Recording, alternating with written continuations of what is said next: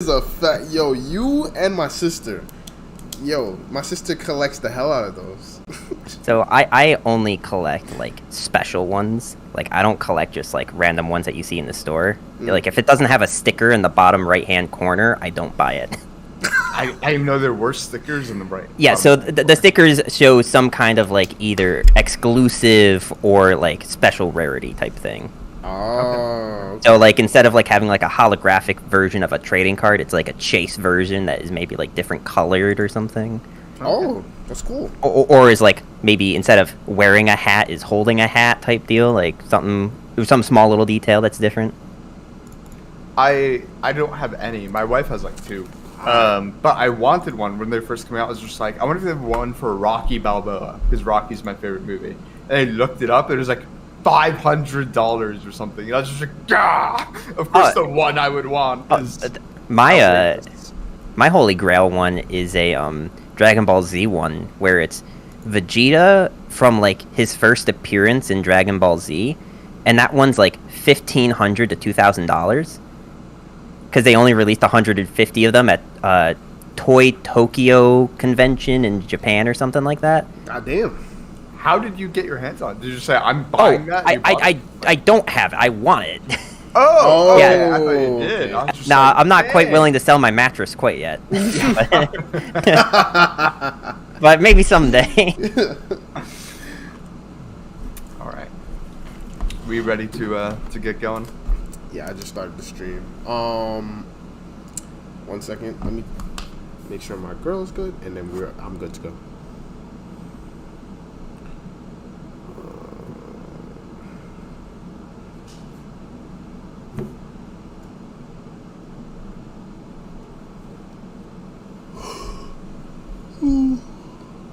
Excuse me.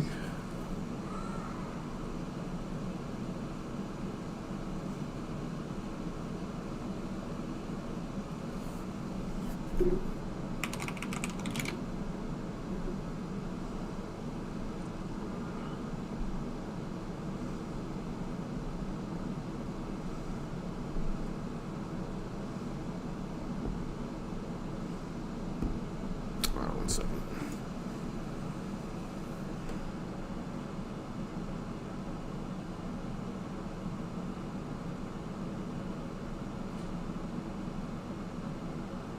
You good? Okay. I'm good. All right, I'm about to start the podcast right now. All right, bye. All right. Just wanted to make sure she was good in the room. Okay. So we've been so we haven't actually had a guest on since we started recording in this like not super weird way, I guess, but it's like we I'm sorry. I'm thinking and speaking at the same time. So when we first started the podcast, well, when Doey first came on the podcast, we were basically doing intros where we were saying like, all right, guys, we're about to start the podcast and such, and it was basically like we were kind of like doing two intros. So all right. Now, we kind of just start, and we just say like, oh, what are we gonna talk about and such. So, I mean, it's kind of difficult. I know. It's kind of difficult. It's difficult to understand. Put me in, coach. Put me in. We got this. Put me in. I'm ready. I got the open. Tag him in. He's asking for it. It's just. Yeah. I'm sorry, numbers. I don't like to invite people onto a platform and not at least tell them like, all right, this is about to happen. No, it's all right. Jank is kind of my lifestyle, so I'm totally cool with it. Yeah. What number is this? What number? 60. This is 68. 68? Yep. Jeez. Okay. Come on, you couldn't have invited me next episode. Funny enough, we're not recording yet. Oh yeah, you're right. Oh, that was a good joke. Right, well, I looked at the stream and I see that the stream's going. Oh yeah, we're live. The show hasn't started. All right. All right. We're jumping. You gonna hit that record button? Do you want me to take it? No. I'll get it. All right, I'm gonna start it now. Yo, what's going on, Dowie? Hey, we the people, how's it going? I'm doing well. We got a special guest here today. Yes, sir. Got Mr. Mr. Numbers. What's happening? Yeah. Bro? How you doing? That's me. I'm doing well. How are y'all? Yo, Doing fantastic. We got to talking a little bit like we always do, before the pre-show, which is always nice. Yeah, all the great content happened off camera, but that's cool. it's crazy that all our amazing content happens off stream, right? I'm going to start recording.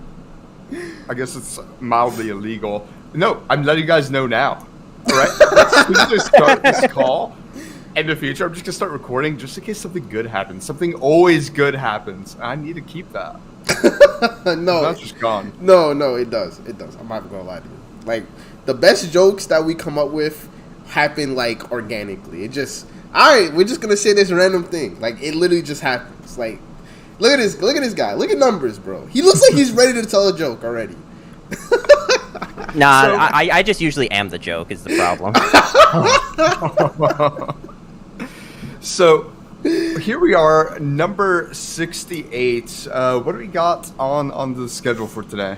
So, for today, we're, of course, going to give Mr. Numbers a chance to plug in, obviously. Every person that comes on the Mystic Shop podcast, we always want to allow them, give them a chance to, tell us where they came from, give them a chance to tell the people what they have seen today. You already know the Settle vibe. down, Miss Deer. All right. And then, some of the main topics that we have for today, we want to talk about Runeterra's first IRL event, because for anybody that doesn't know, I actually live in New York, and first IRL event for Runeterra did happen in New York, so I had to show up, but I couldn't play in the tournament because I show up late, like an idiot, of course.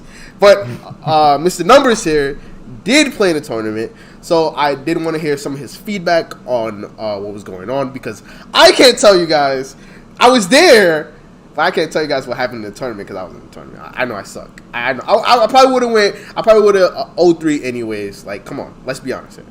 But and then of course, we also have to talk about the heat of the community right now, because Sunny came out with this. He dropped a pretty cool video. For anybody that hasn't seen it, you should definitely go watch it. And we're just gonna give a little bit of feedback on it. I mean, I feel like a lot of the topics are kind of like recurring. I feel like on this podcast especially, we've been talking about it, but I guess, because it's more like in mainstream, so it is nice to drop it a little bit more, so maybe some people that don't listen to our podcast, or some people that don't listen to every episode, they can know our opinion on it. And then, I mean, anything else that we want to add, we can add it in. Like, anything, any topics that you guys see fit, yo, bro, just drop it. Drop. I mean, after we finish talking about the video, I didn't really have nothing. I just have, whatever extras come, we talk about it. So, All right, so Numbers, you were there at the Brookland. I love a good pun. The Brookland event. Kind of tell us through, first up, like, how many people were there? What was the rules like? How'd the games go? What's your thoughts on it? Yeah, so I think the event had 8 people there, 9 if you include we showing up.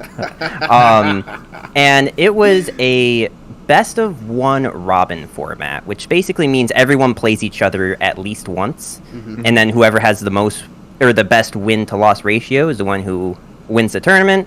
If there's a tie, there's one tiebreaker game that happens, and I believe it was a $200 cash prize.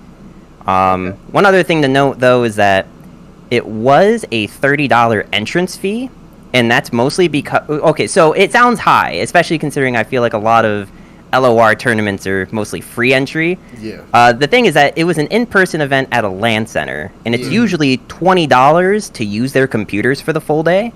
So $28 there is going towards using the computers and whatever. You also got like a $20 gift card, I think, to their LAN center, which they had like food and a bar and stuff. So like it wasn't exactly $30 to play in the tournament. It was more like $30 to go to this place. Yeah. Okay.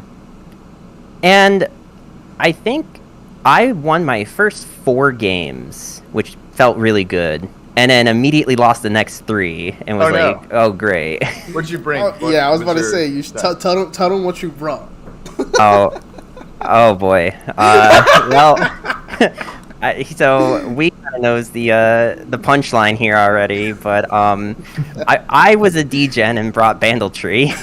Oh, okay. Oh no. And so let's see. The first game I played against an Anivia player, and that went about as well as you could expect for the Anivia player. Can't beat you. I drew Bandle in my first hand, so yeah, there wasn't a whole lot. Second game was against Sivir Action, and the poor guy never drew either of his champs. So that was kind of an unfortunate curb stomp. The next game I played was against, I believe his name is Stay Woke. I've seen him around on some other streams and stuff. Yeah. And he brought discard ag. So the reason he said that he brought that was because he was hosting another tournament, like virtually, and he was trying to like just get through his games very quickly. Okay. And that could have been a pretty scary matchup, but I, off of a Bandle City Mayor, got a, whatever the 5/5 Poro is called, a Poro Sled, I think. Yeah, Poro Sled. And then that got me a Destined Poro, and on that same turn, I open attacked and got some damage in and played a level Gnar. And then going into the next turn, Gnar levels, and Destined Poro gets Scout, Quick Attack, and Lifesteal. Oh, wow. Did him dirty. Nice. I think he immediately conceded. Did him dirty. I played against 2 Gnar Swain players, beat one, and the other was Jay Sensational, who also showed up there, and he stomped me. I had 0 chance. Yeah, they run Scorched Earth, right? So. Well, here's the thing: is that the other Swain Gnar player, I won. Oh. So it was like, I don't know how this is gonna go. I knew going into it that Bandletree wasn't gonna be super good, but it was the only deck in the meta I like knew super well. Right. Which is why I chose to bring it, because it's a best of 1 format. I might as well bring a deck I know. Yeah. 5 and 3 isn't too bad, right? Yeah. Over 50%. That's where we want to be. Yeah, I mean, it felt really good, because that's the first time I've done any tournament for LOR. Hey, well, if you want to find a tournament, every Tuesday at 7:30 p.m. Eastern time, I think I could point you in the right direction. All right. No, that's true. That's true. So, for anybody that doesn't know, Mystic Shop Podcast hosts a tournament every single Tuesday, 7:30 p.m. Eastern Standard Time. Yep. So, how is it playing like in person, like seeing the people around, getting to chat with everyone? Unfortunately, like no one that I know in real life plays Dungeons and Runeterra. I don't know if that's the same thing with you guys, but how is it having like the community of gamers who all love Runeterra? How was that? I gotta be honest, it was a lot of fun. Like, Yeah. I'm not just saying that because I like Runeterra. Like, the actual just being there and being able to talk with people about the game, about the decks, about the games that you just played, especially because it's like, after you win a game, you never know if like the opponent's going to be like super salty that you got the Destined Poro off the generated card, off the Mayor, like... But you know, everyone was pretty chill about going up and being like, oh, good game, yeah, that was like totally unexpected, but they're not like upset. I don't think I saw anyone angry there. That's good. That's good. And the nice thing about like a Robin format is the playing against everyone once, so you have a chance to actually talk to people and get to like know them a little bit. And then while you're waiting for games to happen, it's not as awkward just sitting by yourself in a corner with a LAN computer playing Runeterra. Yeah, that makes sense. When I was like reading through the rules, I was really interested in going. It would have been like a 6-hour drive for me, and I was just like, I'm not gonna drive 6 hours there, play Runeterra all day, and drive 6 hours back home. Like, I wasn't quite ready to make that commitment. But when I read that it was gonna be like best of one. I was like, whoa, they don't know Runeterra. Well- But then when I saw it was the round robin, I thought, maybe it's okay. Well, so that's the thing, is that at least whenever I used to play physical paper games, best of one Robin format was the way it happened. Like back when I played paper Yu-Gi-Oh, if I went to locals, that's how it was. And one thing about this LAN center is that they also do Magic Nights where they play Magic the Gathering. And so I would assume that's why they chose that format, because that's what's pretty popular in like Magic. local events. Right. As opposed to what's popular for Runeterra, because, you know, we don't do this live stuff very often. Yeah, exactly. I think I and just looking at how they actually made the event go, like it definitely, as a tournament organizer, it definitely puts things in perspective, because maybe it makes it the way, like, I know best of 3 is probably the best way to play Runeterra, like on a competitive kind of standpoint, because like at least if you lose that first game, right? Because like you say, for instance, like what happened to your opponent, like you got the Poro sled, you got the lifesteal Poro, like, you know, you're like, all right, fine. He takes game 1. All right, let's go game 2. Like, you know. Well, Well, that guy ended up. Yeah, I was just gonna say that guy, Stay Woke, ended up winning. Yeah, the whole tournament. I know he ended. Weren't you his only loss? He lost to one other person at some point. Oh, I don't okay. remember who, but he was 5-2, and the other Bandletree guy was also 5-2. Oh, So, so they played a tiebreaker, and then he ended up winning. Oh wow, Okay. That's nice. Yeah. So do you think if there was like another event, let's say next month, they're like, all right, we're running it back, we're doing Runeterra again, do you think you would make the trip out again? Oh yeah, definitely. If it was a local thing here, I would 100%. All right. I would also say that event, let's see, it started at 3, and I want to say we went till about 6 or 7. I've no like paper card game experience, but that seems like a good chunk of time. I think that's, you know. Yeah, I can A tell reasonable you amount. exactly, I think. Yeah, so we took our group photo, which is on Twitter, at 6:09. So that was right around when the last game ended. Yeah. And we started at 3. So 3 hours for a tournament like that. Now, if that was a best of 3 format with 8 people, Yeah. I don't know how Not it would have longer. worked, yeah. I mean, it's at least, at a bare minimum, double the amount of games. Right. I mean, but then again, how many? Yeah, it would be a lot more games, but depending on how many people actually show up, it'll slim down, because it wouldn't be like a best of. It wouldn't be like everybody playing each other. It would Or be if you do, like single them. yeah, exactly. Yeah, so I think I counted. They had a total of 30 or 40 computers at that facility, somewhere in that ballpark. And they had people that were just playing other games. Like, I think there was one dude who was sitting across from me who said something to the effect of, "I swear to God, if you kill me from this helicopter again, I'm gonna physically go over there and slap you." I think they were playing Fortnite. Yeah, But- yeah. They were Nice. playing Fortnite next to you. So, yeah, like, I don't know how many more people could have shown up, but 8 seemed like a good number. I'd obviously love to see more people, but 8 seemed like a good amount of time. 8 people seemed like a good amount of time to get through and feel like you didn't waste $30. Yeah. Yeah. Great. No, I think, because anybody doesn't, like I said earlier, I showed up, I didn't play, right? So all I can do is give my observations. So by what I observed, it looked like a pretty fun tournament. The tournament didn't seem like it took that long for people to actually play in, because it, like we said earlier, it was a best of one kind of format. And also, what I was going to say earlier is, from a tournament organizer perspective, it definitely gives you another view on how maybe some tournaments for Runeterra should maybe play out. Like, if we were gonna maybe do some kind of IRL kind of tournament, maybe, because, you know, best of 3 would take, like, say for instance, like, it was more people. Like, say for instance, like 16 people showed up, right? Like, that's a lot of people.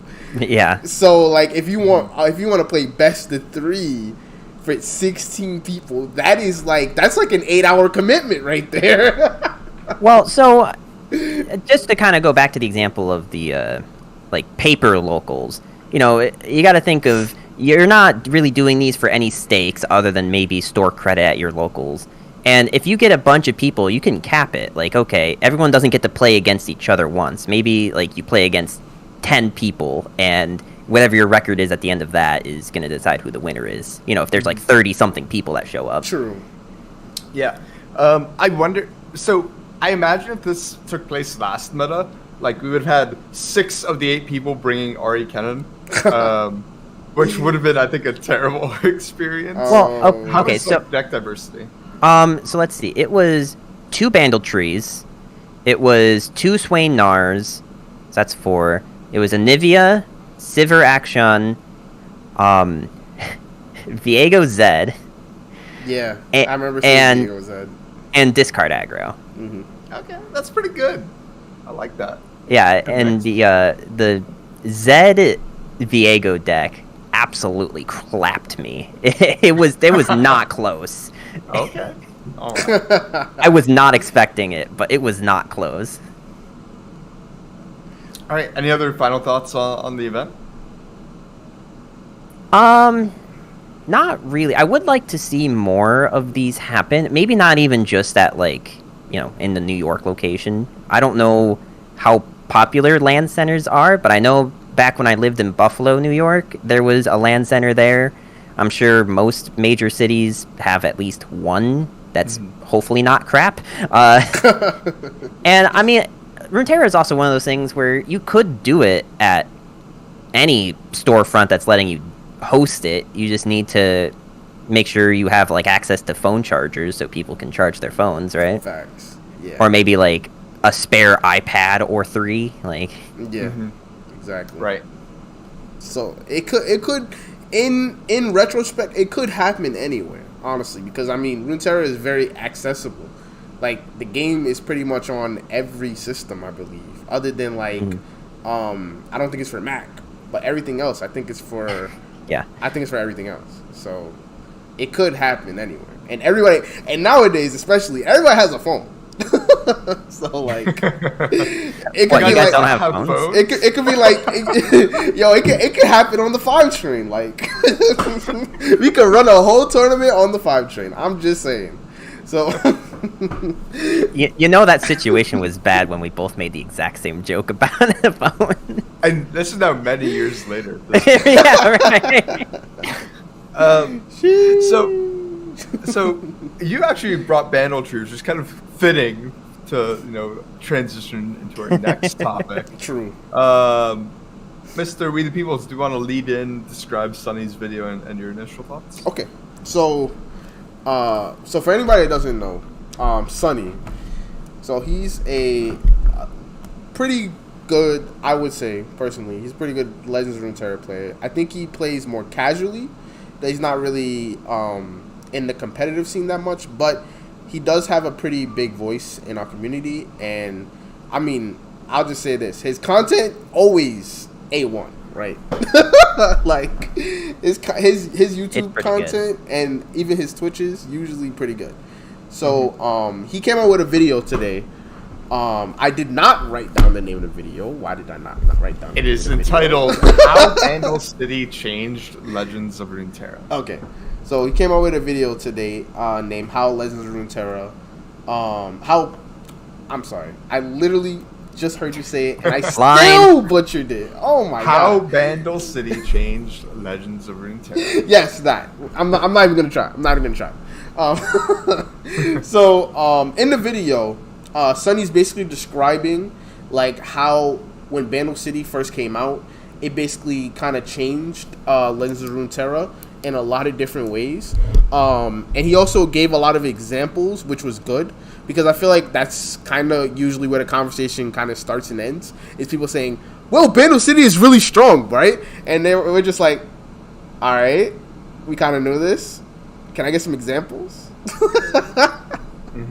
So like, it was nice hearing from somebody else's perspective about certain cards like Bandletree or like Telescope or even Conchiologist, like these cards that really, really come up like a lot of games, and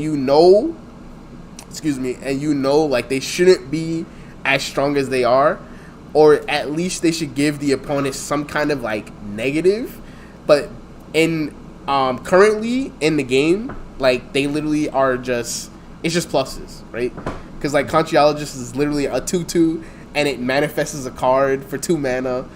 Freaking Telescope is a 2 mana 2/1 that manifests out of Epic Pool, right? Which is freaking ridiculous. You can get freaking Farron, you can get freaking FTR, you can get Runation, like you can get Rite of Negation. You can. That actually happened at the tournament against the Swain Nar player. Wow. He went to Scorch Earth me, and I got Rite of Negation. Wow. What a gamer. Oh my god. But I think it's a little, I mean, well, just trying to go back to Sunny's video. I think it's a little overwhelming, right? And it, especially for newer players, because like people like me, Doey, and even in numbers, like we've been playing the game since it first came out, right? So we're gonna deal with these cards, right? We're gonna deal with Conchiologists, like we're gonna deal with Telescope. But like a new player that literally just jumped into the game, they're gonna probably see Telescope give the opponent a Farron, and they're probably gonna punch a hole through his screen, right? Because they're like, wait, how am I supposed to play around this card? Like, honestly, you can't. Yeah, and that's a perspective I actually like literally never considered, because this whole time I was like, we host tournaments every Tuesday. We had someone play around a Ruination that someone took from a Loping Telescope, and it was like really sick that they managed to like play around it, and that's what they took. No, and, like, Black they're Boss so is good. just too good, honestly. Yeah, He's and then too good. you're just like, new players might be frustrated by that, and I'm like, all right, yeah, it's kind of unreasonable to expect someone who's not at the tippy top of the ladder yet. Maybe there will be one day, but at least not yet to like not get frustrated by that. So I can see that. Yeah. How you feel about it, numbers? Well, yeah, I mean, I think a lot of times what happens is you get a new player, or maybe sometimes even an experienced player, they lose to something like Loping, getting a Farron or something, or Runation, and they get tilted, they get frustrated, they start blaming Bandle City as a region, but that's kind of as far as the conversation usually goes. But having someone like Sunny who puts it into words, has a well thought out 15-minute long video describing exactly what's happening with the game, with the releases, with Bandle City as a whole, being able to actually like have like a concrete argument instead of just like, I got tilted and now I'm gonna start flaming Bandle City. It's good for the game in the long term to have people that do stuff like that. Yeah, and so I'm sure at some point in this conversation I'm gonna be critical of the video at times, but it is, I say this not having watched a lot of Sunny's videos, probably the highest quality Legend of Runeterra video I think I've seen. He's edited it really well. It was 15 minutes, but felt succinct, kind of to the point, kind of well scripted. So it was like it a kept really you engaged. well done video. Oh yeah, it was a great video. So I guess it leads up now. Like, is it a problem? Like, what we have the information now. Let's make the value judgment. What are our thoughts? Like, is Bandle City a problem? Is the community overreacting? What do you guys think? So, I mean, I think people probably already feel this, but Bandle City 100% is getting nerfed, right? Like, coming into whenever, well, I think the next set, right? Because Bandle City's done. Like, after Nar, Bandle City's done. So, going into the next set, like, whatever set Jin is probably a part of, like, we're getting nerfs. Like, I'm not gonna say probably a lot of nerfs, but I'll probably say there are definitely gonna be like a good amount of nerfs for Bandle City, because a lot of the things that Bandle City does is just way too strong for how the game is supposed to be played. And I think it's more of like it's kind of and I think we were saying this kind of off air. It's kind of weird that Battle City is allowed to exist and basically manifest cards out of this pool, while a region like Targon literally got nerfed for the same exact reason. It's like so weird that basically Battle City kind of exists, and then Targon is kind of just sitting there like, damn, that's crazy. Yeah, I mean, the main difference is that Targon can only take from a set pool of cards. Like, even if it says create something that's 2, 3, or 4 cost, you still know what all those cards are. True. When something like Loping Telescope, where it could be one of 60 different cards. Yeah, it could be a lot of cards. I'm not about to play around 60 cards, like unless I'm a god like Black Boss. But Yeah. I don't know. it's definitely frustrating for sure. But all in all, I think Battle City is a problem for how the game, like I said earlier, how the game wants to be played. Because the game, like Runeterra as a whole, I think, and especially with some of the mechanics like spell mana, and like this, I'm sorry, I can't think of the spot, but there are a lot of mechanics in Runeterra that are meant for you to like kind of, I wouldn't say predict, but more of like you kind of exactly, like you kind of plan ahead for what your opponent is gonna do, and then you should get rewarded for planning ahead, right? For basically knowing what your opponent is gonna do, and cards like Consciologist and Loping kind of like throw that whole formula away and just like, well, alright, I guess you didn't play around my Runation. Well, I guess you're gonna lose the game. Yeah, so a long time ago, I think in the first set of the Battle City released, I tweeted that my hot take was that manifested cards should be face up. What do you guys think? yeah, I mean, honestly, I was still on board for nabbing being face up, so I don't have any problems with that. Honestly, that would probably help, honestly, because it's a little crazy that cards that generate cards aren't public knowledge. Like just think about it. Because if you think about other games, whenever a card, say for instance, like gives you a card or it takes a card, usually you're able to see it. Like, say for instance, when it comes to like Magic, there's a card called Thoughtseize. It allows you to literally see your opponent's whole hand. Like, it's not like once you like reveal the opponent's hand, it goes away. Like, you basically you see their whole hand. Like, it's done. So like cards like that, I feel like should be kind of implemented into Runeterra in a way where it's like, you know, you can like, you know what card they took, because it's really hard to play around a Farron, like 60 cards, like he said. Right. It's a lot. I don't know. I feel like Legends of Runeterra is trying to strike this balance between being a competitive style game where you can have these thought-provoking turns and you have this back and forth interaction between the two players, and also having that really interesting and fun to watch style game that something like Hearthstone does, where, oh, what's gonna happen? Who knows? Definitely not them. Like, it's trying to strike this balance, and I can't really say that it's failing to do that, but I think the current way that it's set up could be better.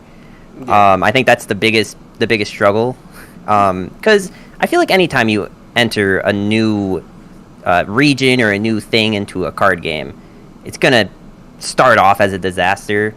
Look at Hearthstone when they introduced Demon Hunter as a class.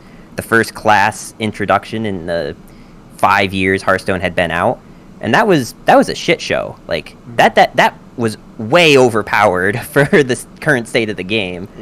And they did exactly what we're talking about doing to Battle City. They nerfed it, they reduced the power of cards, and eventually it kind of evened out. I haven't played competitive Hearthstone in a while, but like... Yeah, so I definitely think that I don't think like. So, how do I want to say it? I don't think we're in a position like we have been a few times where like there's just this one deck that's way too good and makes the game miserable to play, right? Like Bandle Tree or any of the Bandle City decks, even the best one, which I guess is the Yordle and Arms Rally deck. It's not like Twisted Fate Fizz, it's not Aziravelia, it's not Go Hard, right? It's not just like one behemoth crushing everyone. It just seems like Bandle City is just so prevalent because the thing that they do is just really strong. Yeah. Like Conchologist, it's a 2/2 that draws you a card that you get to pick from, and you don't even need a main deck, which is really good. And Loping Telescope, we see the same thing. We've talked about that card quite a bit already, where it's a 2/1 for 2 mana. It's a good card that's giving you card advantage as well. And Bandle City, I think, is not paying the price for its flexibility. I think it's by far the most flexible region, and there's no downside to that flexibility. Yeah. Yeah, I think they're trying to give it this region identity, which, I mean, this whole statement has been memed on to death, but they really are trying to give Bandle Tree the identity of, oh, they're the jack of all trades, master of none. They have a little bit of everything because they can just portal to whichever region they want. But it feels really bad when they can do some of that stuff better than the regions that they're taking it from. Yeah.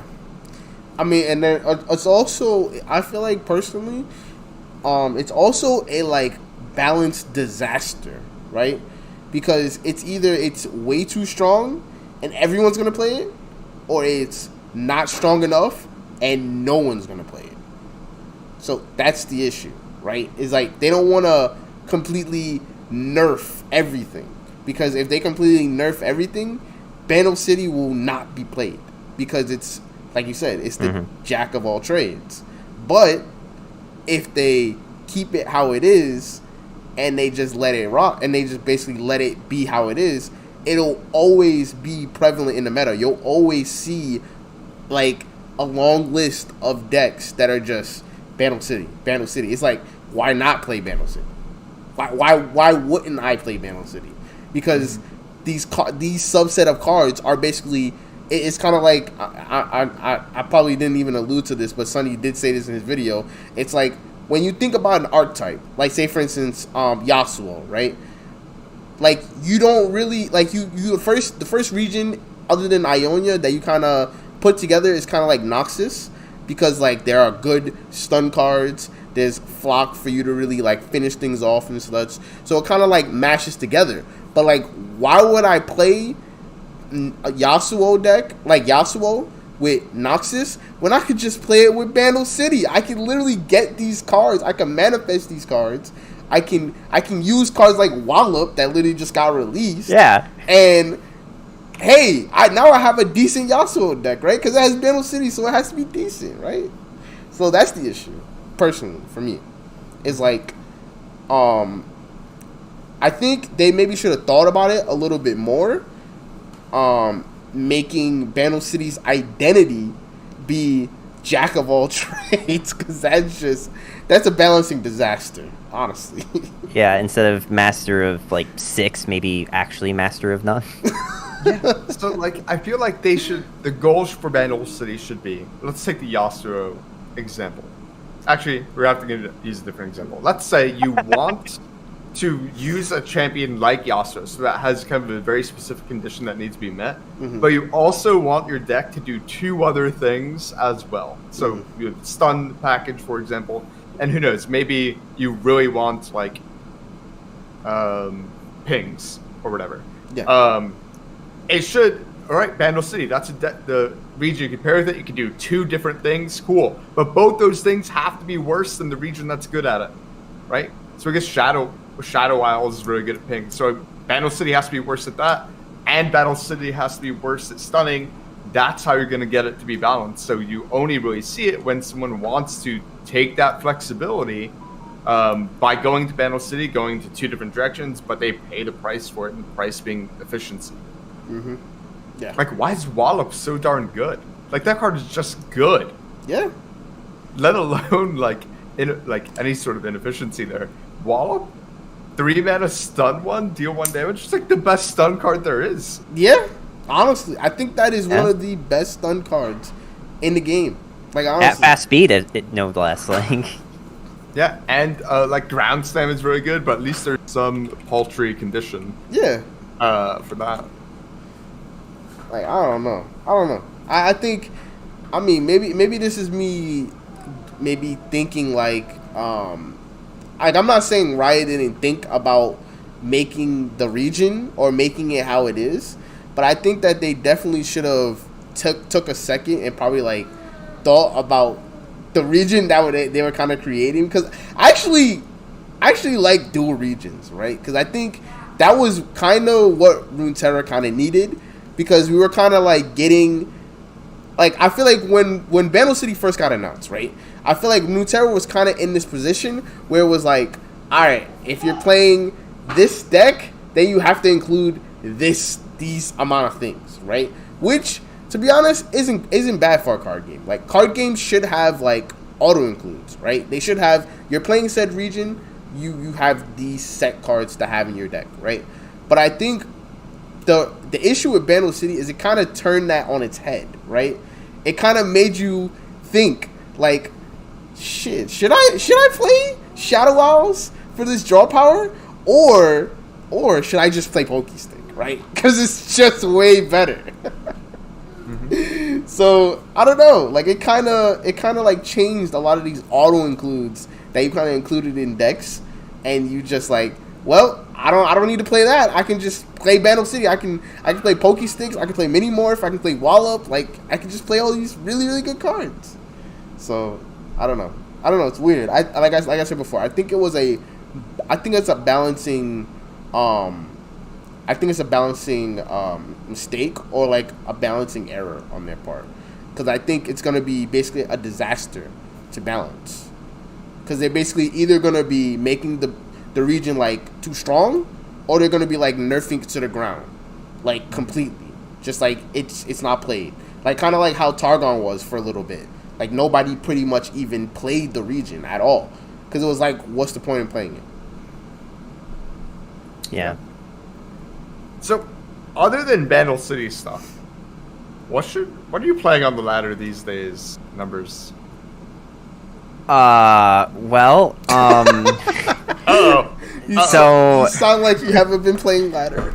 no, I've been playing ladder. The thing is that okay. I've been like trying to find a good deck to play on ladder, because my issue is that there's a lot of decks I just don't play a lot of. Yeah. So like Taric Pantheon, for example, I feel like everyone says, oh, it's a great deck, it's good, it's great.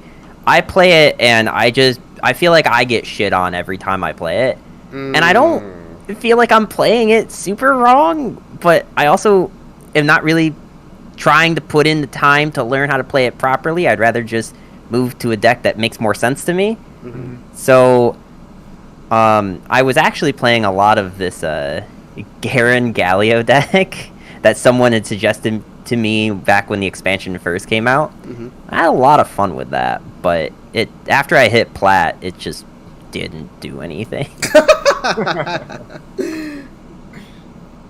I mean, I think Galio's probably. I mean, I think Grandpa Roji was playing that deck.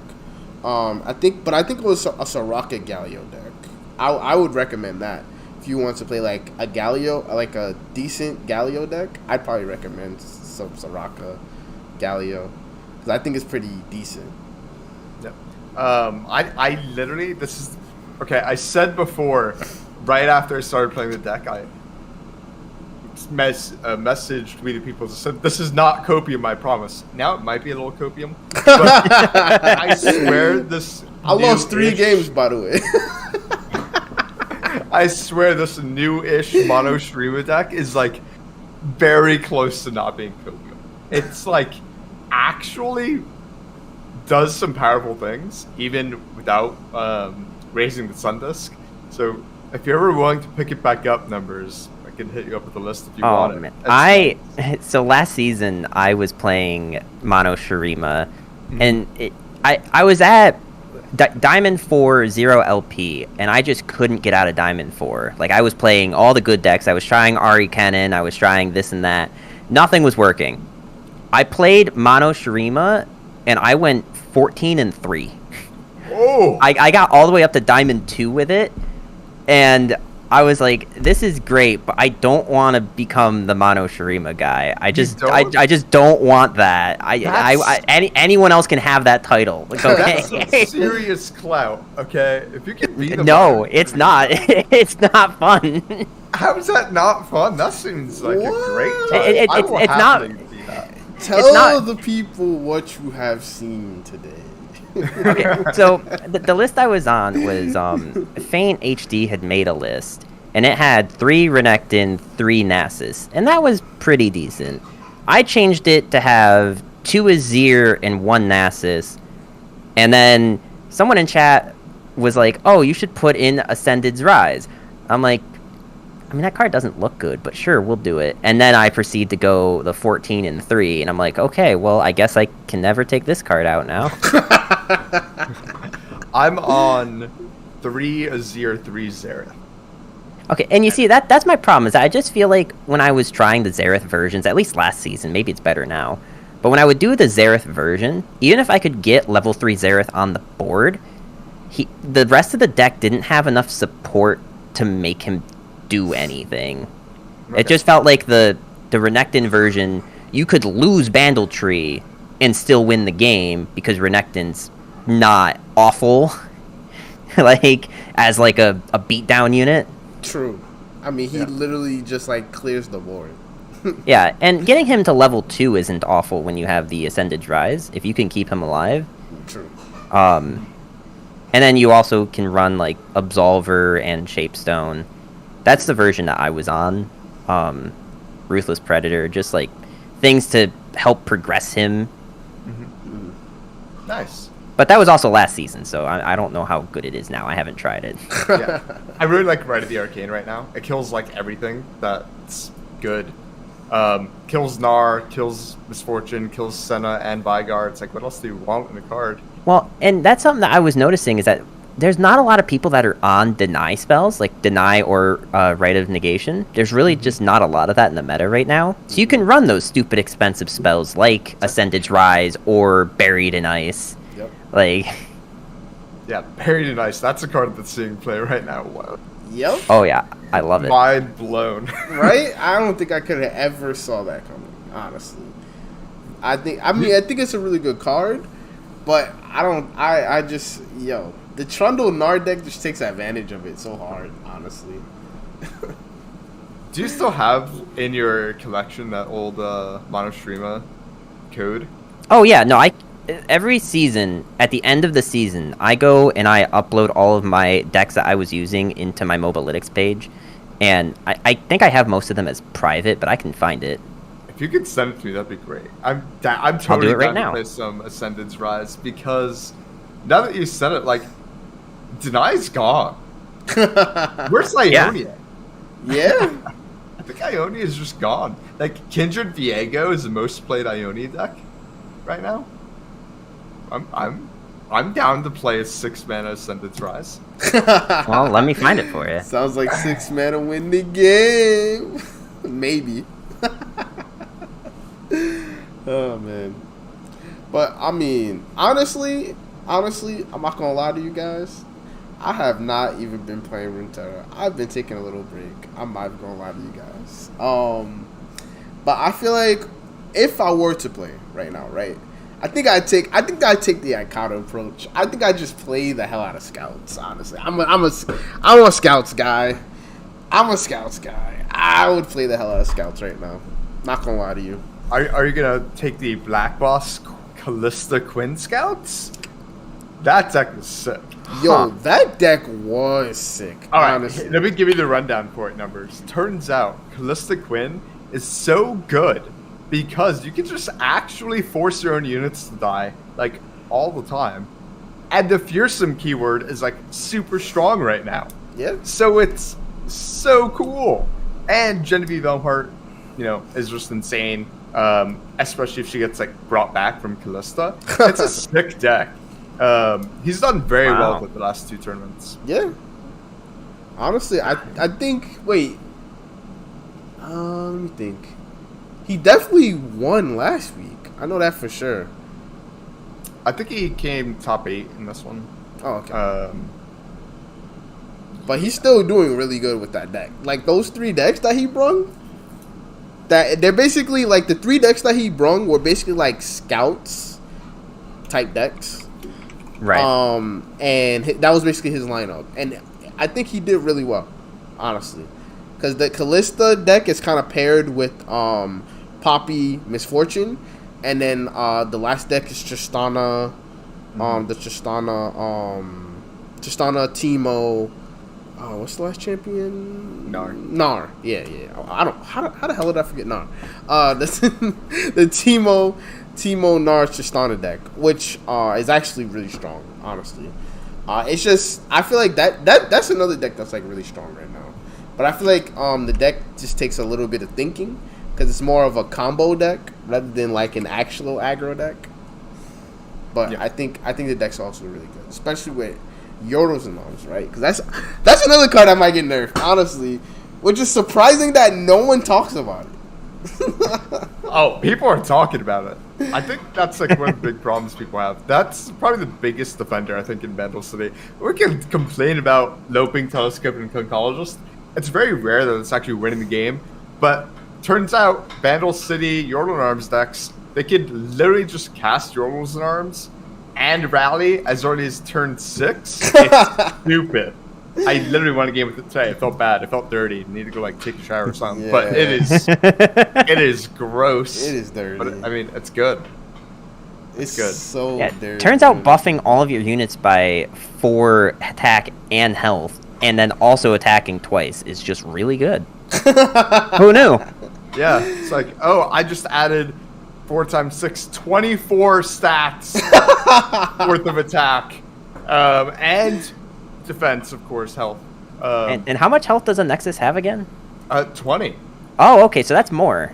Yeah. Yeah, that's a lot more. They can chump block everything the first round, and then you rally, and you still overkill them. Like, huh. That sounds good. It does. Maybe we should be putting this in our decks. I don't know. I mean, I think it's a little crazy. Don't get me wrong. It's 5 mana. Yeah, the fact that it's 5 mana is ridiculous. But I feel like we probably shit on Bandit. We probably shit on Bandit City enough. Okay, you can't cast 2 Yordles and Arms and rally on the same turn. It's balanced. Right? So wait. I don't see what the problem is. Unless all of your units are scout already. Oh, that's just busted. And you can attack twice. Then you don't need to rally. Busted. Oh, man. That's just actually busted. Like Riot, hire me. Right, please don't hire him. we don't need scouts and Yordles and Arms in the same deck. Please no. I might actually take a break. Alright. Is there anything else you guys wanted to add?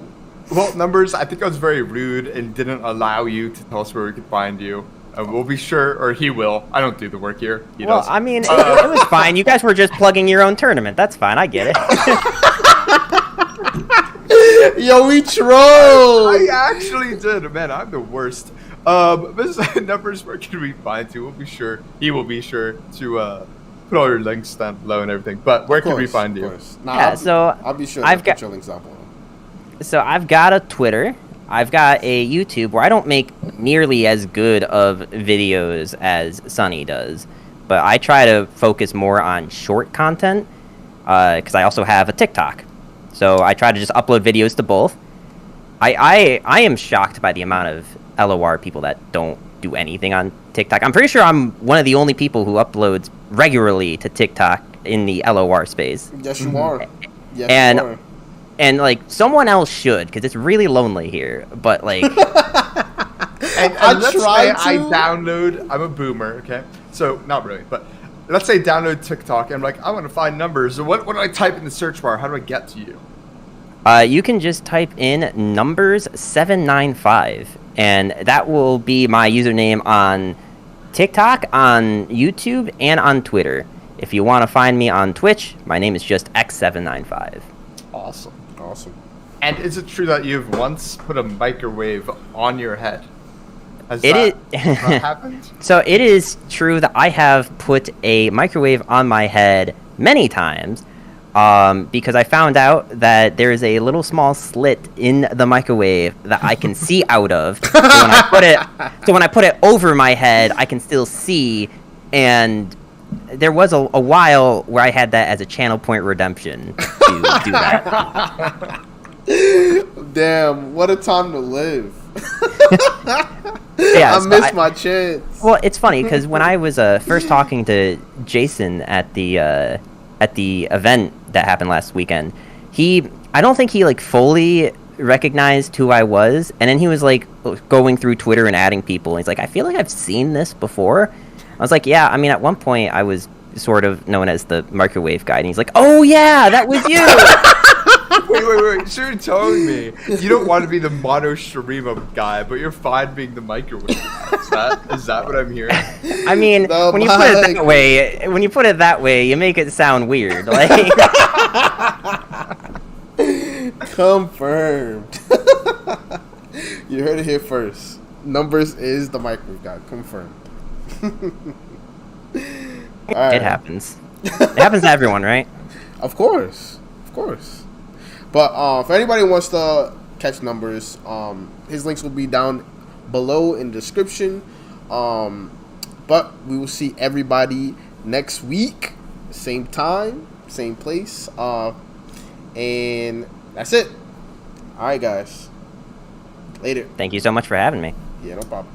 Happy to have you. All right. So I ended off the podcast there. But we are still Okay. alive. But we are still alive, yes. Got it. Okay. So the recording's over. Man, Got it. I'm excited to check out this Ascendance called Mono Shurima. I've decided, I haven't decided. I've realized I can't play in the seasonal, so I'm full on. I don't care at all about anything other than making masters with Mono Shurima. I'm laying down the gauntlet. I'm not going to play another deck in ranked until I hit masters with Mono Shurima. I'm doing it. Well, Or the season ends, whichever comes first. alright, well, there you go. Got to put that conditional in there. Yeah, no, I can't be here in like 2026. Like, oh, I'll do it one day. No. Well, I mean, I'm sorry. Go ahead, Numbers. No, I was just saying that's exactly why I didn't want to be known as the Mono Shurima guy, because once you commit to that bit, there's no going back. you can't stop. No, then you win an Esri for best one trick, okay? It's what you need. That's some five-head shit right there. Yeah, yeah. Look at I'm this coming guy. for it. I'm coming for it. Look at okay? this. Look at this guy using his brain. You see, this is why I like Dummy. Hey, every once in a while, I pretend to be smart. Oh, but You got to teach me sometime. I'm still struggling to pretend. But Yoda in the chat says most 6+ mana spells are viable again without Ionia in the meta. Yeah, honestly, I didn't even realize that, but yeah, like I might, Doey, you said you said you're not gonna keep playing. You're gonna keep playing until you hit masters with Shurima. Yo, I might challenge you on that, bro. I might stop playing. I might stop playing Elder Scrolls. I mean, I said Elder Scrolls. I might stop playing. Right. Elden Ring? Yes, I might stop playing Elden Ring to actually play Runeterra. 10 gifted. 10 gifted? Oh. Or 5 gifted. 5 or gifted? 1 gifted. I don't care. 5 gifted? Between 1 and 10. I'm down for 5. 5 gifted. All right. All Alright, right. guys, I gotta go. I gotta play the ladder. I don't know if you've heard, but there's this like competition with We the Peoples. Something about like who's just like the better man, honestly. Just, Wow! Wow. Shurima Lord over here. Yeah, I'm The gonna dream tell of desert all is people. vast, you know. It is a very vast desert. I'm not gonna lie. I mean, Better bring your car. I mean, as long as Numbers is dropping that list in the chat, well, everything will be alright. Oh, I PM'd it to him. I can drop it in the chat though. No, that's my hidden tech. Oh, okay. Okay, I'll give him a different one. How about that? Yeah, give him the bad one. Wow, yo, that's. Put in like weight of judgment. I'm gonna have a 10% win rate. Like, damn, numbers. I thought you said this No, deck was yeah. good. No, I have another one that someone else suggested for me, and it's definitely not copium. Element, yo. That's all I gotta say to that. But I'm gonna play some ladder. I'm not gonna lie. Yo, Doe got me wanting to play ladder. Wow. You see? Yo. You see, we need some competitions in Runeterra. I'm not even gonna lie. Like, we need some friendly competition. Nothing wrong with friendly competition. But I'll definitely play some Runeterra now, for sure. And we have to do it with Sundisk Streamer. Okay? None Yep. of this Turbo Rek'Sai that Majin Bay pulled. Yo. Oh, well, I mean, yeah, that's definitely not what I just sent Weave people. Yo, I was gonna look at that deck. I was gonna look at that deck and be like, "Oh, this is easy, bro." It does have Sun Disc in it though, so there is that going for it. I was gonna look at that deck and be Because like, you don't "This is want a 40th card. easy." And it's kind of nice that it's a landmark that you could kill. Well, what's that one card that's like, it can destroy a landmark and then give a unit +3 something? Isn't that Yeah. Yeah. that one spell, like burst spell? Yeah, it's a Can't- burst spell. What's the name? I forgot the name of it too. +4. What would pop up? Unleashed Oh, energy. Unleash Energy. Yeah. Yoda is on it. Right? Yo. You see, those kind of people I need whenever the trivia for Runeterra comes out, I need those kind of people. Like, cause I'll be Have you guys- forgetting cards. Have you guys did the like Runeterra Wordle? No, but I heard about it. I'm so bad at it. I'm really good at like the regular Wordle. See- This one, my brain like can't think of all the possible cards. My problem is that I can't spell to begin with. Like, I'm just the worst at like spelling shit. Facts. So I use autocorrect for everything. So I don't even play normal Wordle. Oh, okay. Like 5 letters is or 6 letters is still too much. No, seriously. I'm kind of in the same boat. I literally suck at spelling stuff. So, like, when it comes to word.games, like, I like looking at people play, but if they ask me to play, I'm like, wait. I don't know if I should play this, because I suck at spelling. Like, I know words, obviously, but I just suck at spelling. So Now like, No, go ahead. okay. So I teach kids, right? And sometimes Okay. I'll write a word on the board. I'm like, oh man, I hope I spelled this right. And I'll just go for it. And then sometimes, every once in a while, not too often, a kid will come up to me like, I think you spelled that wrong. And I'm like, yeah, I probably did. It's okay. No, you just gotta double down. That's when you double down and you're like, no, I did not spell it wrong. You are the one that is wrong. Yeah. There's no way I spelled that wrong. And you have detention now. Yeah, right. For even insinuating I could possibly make a mistake. Damn, is that really how that goes? Yeah. That would be crazy. I mean, I know when I was in school, whenever I would have said my teacher did something wrong, they would dead stare at me and be like, if you don't be quiet and go in the corner before I call your mom. I'm like, God damn, I was just helping you out. I remember there was a point in high school for me where I was trying to get in trouble and it just didn't happen. Like, I got to the point where my high school didn't really allow you to wear your headphones in the hallways or anything like that. I would just do it, and like I'd look right at the like security guards, and they just like give me a hand wave, and I'll just be like what, you just don't see this? Like, this is okay with you? Like, Sounds like every school ever. All right, guys. I'm gonna catch you guys later. right. I'm definitely gonna play some ladder. Yo, Doey, is that until the end of the season? Yeah. All right, cool. so until Neither like of us May make or it whatever. neither of us make it by the end of the season. We have to gift numbers a couple subs. This sounds great for me. This just went from like this just went from like I don't have any involvement in this to now I like need You to only start have- getting Right. on ladder and just Q snipe both of you. Oh wow, yo, Oh, that's God. crazy. Yo, that's crazy. What have I done? What have I done? I'm not streaming Runeterra. That's it. Y'all in chat, if you want to take up a bounty, just stream snipe that. Yo, I ain't never Don't do making that. That's masters. actually shitty though. I'm Don't do never making masters. That's right. That's right. All right, I can go play. Thank you, Numbers, for coming on. It's been Yeah, a joy. thank you for having me. This was Yeah. fun. Nah, it's definitely enjoyed you having on, coming on, bro. But Are you streaming today, Numbers? No, I usually I stream Saturday through Tuesday because I need like 3 days to just not be mentally drained. Oh, I get that. I get that.